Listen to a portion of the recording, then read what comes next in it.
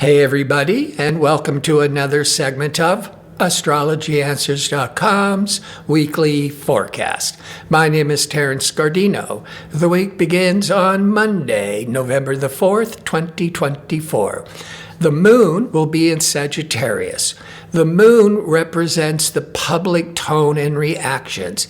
Sagittarius, to start the new work week, Sagittarius is optimistic, it's upbeat, it's adventurous, it's outgoing. So it's a really favorable sign to jumpstart the work week with a lot more motivation, a lot more optimism. The moon will also, in Sag, by early afternoon, Pacific time, will be in opposition to Jupiter. This could be too much of a good thing because you could have inflated expectations. You could be overly optimistic. But later in the afternoon, Pacific time, the moon, these emotional bondings and needs will cross over pleasurable, romantic, creative Venus. This is actually a good couple of hours that you could be celebrating. You could be in a romantic, having a romantic connection, good for artists. But all day, the sun will be in harmony, called a trine, to Saturn, that will only happen twice a year. And so that sun is putting a real spotlight on the positive energies to Saturn. That's a day of feeling more grounded, more practical, good for business, and also that part of the early afternoon, I said it could be where these over expectations and inflations, the Sun-Saturn will actually help keep us grounded. Saturn also represents government. And on the next day is our U.S. presidential election. So that Sun-Saturn on Monday, you're feeling like we got everything getting all tied up, all the loose ends tied up, being organized, being grounded. So most people are going to be feeling that they did everything they could to really secure their duties for the election. And with the moon in Sagittarius, you're feeling really optimistic. On election day, the moon in Sag will be void of course until 8:18 a.m. Pacific time. As I mention once a week, when the moon is void of course, it's changing signs, but it's no longer making any aspects to other planets until it then moves into Capricorn at 8:18 a.m. And it'll be in Capricorn for those next couple of days. So that moon void to 8:18 a.m., it's a time to just stick with your routine, do what you've been doing, complete old tasks.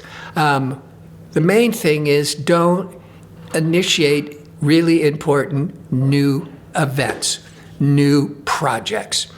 Now, when the moon goes into Capricorn at 8:18 a.m., there's going to be this sense of duty, responsibilities, being goal-oriented, and Capricorn is ruled by Saturn. And here on Monday, the sun was in harmony with Saturn twice a year. And now after 8:18 a.m. on Tuesday, election day, now the moon, the public tone, is in the sign of Capricorn, ruled by Saturn.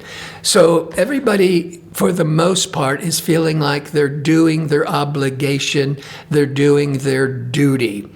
Now, Wednesday on the 6th, we wake up between 8-9 a.m. Pacific time, and the practical Capricorn moon will be in harmony with Saturn. Saturn, the ruler of Capricorn.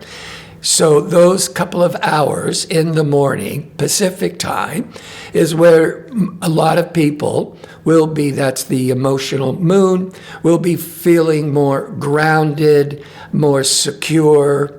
And the moon by noon to early afternoon will be in harmony with the sun. When the sun and the moon are in harmony, it feels that all things are in flow. On Wednesday, November the 6th, the moon will be in harmony with Saturn around 8, 9, up to 10 a.m. Pacific time, and noon, 1 p.m. Pacific time.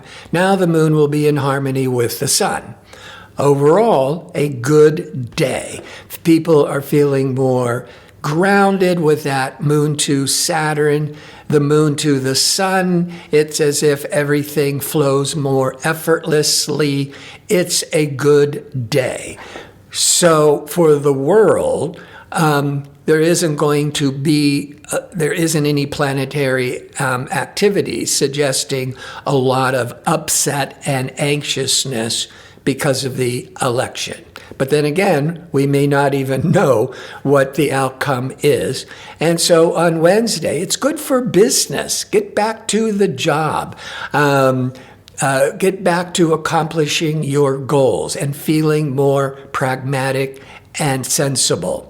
On Thursday, the moon remains in organized, practical Capricorn, but goes into quirky, innovative Aquarius at 3:58 p.m. Pacific time.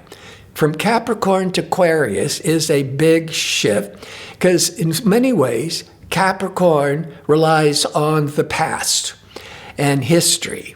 And the moon in Aquarius looks to the future. Capricorn tends to be very traditional. And on Tuesday, as the moon went into Capricorn, most people are going to be feeling that they are doing their duty, their traditional duty to vote. But at 3:58 p.m., now the moon's in Aquarius. Aquarius is non-traditional. It is progressive. It's futuristic. It's more about, thinking out of the box, coming up with original ideas. Now, before the moon goes into Aquarius, maybe around that last hour, say like from 3 to almost 4 p.m. Pacific time, the moon will be crossing over Pluto, which happens once a month. So there's going to be a lot of emotional moon intensities, introspections, soul searching. So it could be a really intensely emotional time. But this too shall pass, and then at 3:58 p.m., now the moon's in more humanistic, quirky Aquarius, more playful Aquarius. And the moon will be in opposition or interacting with others with impatient Mars around 6, 7 p.m. Pacific time. Moon Mars can trigger a lot of anxiousness, can be argumentative, impulsive. So something is starting by mid-afternoon with the moon to Pluto, mid-afternoon Pacific time, and then escalating with more tensions and stress by early afternoon. But we go into Friday. The moon continues in progressive Aquarius, but it's going to be in harmony with rational communication Mercury. Now, this is peaking around 6, 7 a.m. Pacific time, but for the rest of the world, it's happening later in the day. Moon Mercury is very favorable for communicating your feelings. It's good for speaking. It's good for writing. It's good for talking about your feelings. On Saturday, the moon in unconventional Aquarius will be in a hard angle to rebellious, disruptive Uranus. Uranus is actually the ruling planet for Aquarius. This is early afternoon Pacific time. That moon squaring Uranus can indicate some really sudden emotional upsets, emotional surprises going on. But all day, pleasure-seeking, romantic, creative Venus will be squaring or in hard angle to Neptune. Neptune can be idealistic and dreamy. It can also be very escapist energies. So here we are going into Saturday, a Saturday evening. A lot of people like to go out and enjoy themselves and take on entertainment. So Venus, creative social Venus, in a hard angle to Neptune, can be very favorable for escaping your everyday routine and escaping through music, dancing, the arts, theater. When it comes to romance, you could be swept away with romance, but you got to be careful because that Neptune is non-realistic. It's great for the imagination and fantasy, so for the arts, for escaping through entertainment. But when it comes to relationships, that Venus-Neptune, now if you're meeting somebody for the first time at this party on Saturday night, you could be feeling very swept away, really caught up in the magic of romanticism. But you may be just falling in love with love, and you're not paying attention to what is really going on with this person. So Venus-Neptune can sometimes bring in a lot of disappointments after the fact if you think you're getting all caught up meeting a new person. And the moon will go void, of course, 5:24 p.m. Pacific time until 9:01 p.m. Pacific time. So most of that time, if you're going out on a Saturday night and you're meeting people, when the moon is void, of course, just, enjoy it, go with the flow. Don't start anything new, such as don't think like you've met the one, because the moon's void, of course, and it's a very unproductive, flat energies. Sunday, the moon is now in Pisces. Compassionate, empathetic, intuitive Pisces. But it's going to be in a difficult angle with rational Mercury by mid-afternoon, and then crossing over restricted Saturn by early evening, all Pacific time. So that moon can in Pisces can be overly sensitive. So when you are communicating with people, you could be assuming the wrong things, jumping to conclusions, and then with the moons with this Saturn, you could be feeling this isolation or this frustration. So from mid-afternoon for the end of the day, Pacific time, it might be a more rough time emotionally.